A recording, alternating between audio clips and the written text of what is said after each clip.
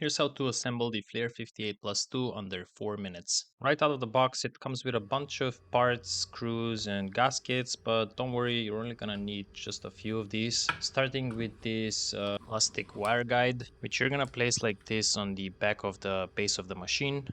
Then you're gonna take the lever assembly and line it up, place it on top of the base like this. Holding this together, it's gonna be a bit heavy, but you're gonna have to flip it over. Try and hold it together like this with your right hand until you can lay it gently down on the table.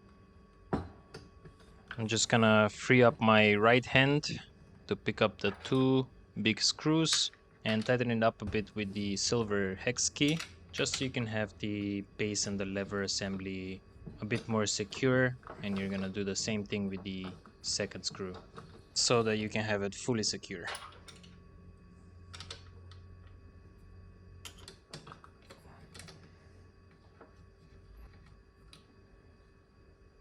Be sure to tighten the screws completely.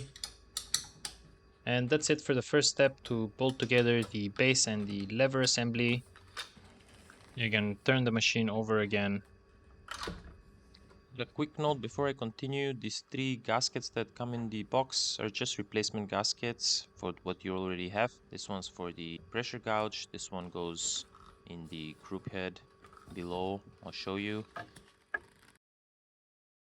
And the last one is for this little grub screw here that connects the lever to the chamber. So yeah, you don't have to do anything with these. Just make sure to store them in case you need to replace them sometime in the future.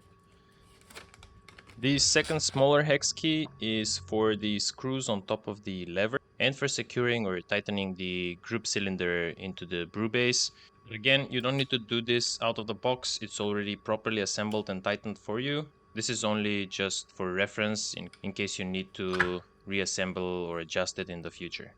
Okay, so moving on to the next step is installing the pressure gouge. Attach it to the stem by screwing in clockwise, screwing completely and then orient it face upright, just like this, so you can follow the pressure as you're pulling a shot. You're gonna place the rubber drip tray below the group head. Attach the shot mirror to the lower left of the frame, and then you can just adjust it so that you can see the back of the portafilter and be able to watch your shot, just like this. You're gonna add the preheat cable from the back of the base through the wire guide, like this.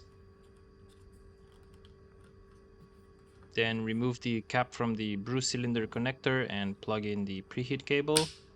You're gonna make sure to align the arrows.